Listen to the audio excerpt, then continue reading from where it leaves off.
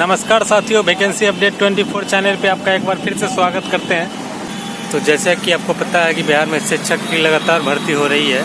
इसी क्रम में TRE 4 का भी आयोजन होना है।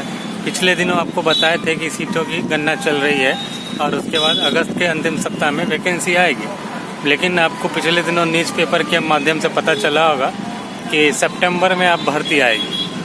अभी तक जो तीसरा चरण है उसका जो डेट है 30 जुलाई तक बढ़ा दिया गया है ज्वाइनिंग का, जिसके कारण सीटों की गणना सही से नहीं हो पा रही है। अब सीटों की गणना जो रिक्तियों की होगी वो अगले महीना अगस्त में होगी और उसके बाद फिर रोस्टर क्लियरेंस होगा, फिर अधियाचना BPSC को जाएगा, फिर BPSC फॉर्म निकालेगा।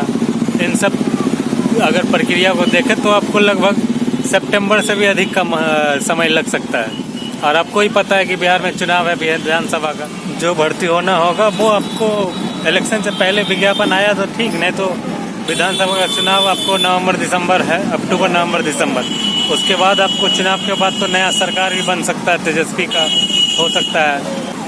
वैकेंसी अगर सितंबर में आ भी जाता है तो चुनाव के बाद इसका परीक्षा होगा, मतलब कि दिसंबर या आपको जनवरी फरवरी समझिए कि चुनाव के बाद तो आप समझ सकते हैं सरकार का मतलब निकल जाएगा। उसके बाद क्या होगा कौन जानता है।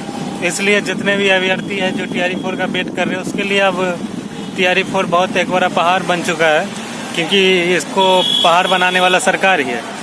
और इससे पहले STET का भी आयोजन होने वाला है। STET का आयोजन आपको अगस्त में किसी भी हाल में कर दिया जाएगा, तो उसके बाद आप TRE का उम्मीद कर सकते हैं। कल आपको स्टेट के अभ्यर्थी आंदोलन कर रहे थे पटना में, और वो लोग बिहार बोर्ड के सचिव से मिले तो बोले हैं कि TRE 4 से पहले आपको स्टेट किसी भी हाल में कर दिया जाएगा। तो आप खुद सोच सकते हैं कि TRE 4 कितना लेट होने वाला है।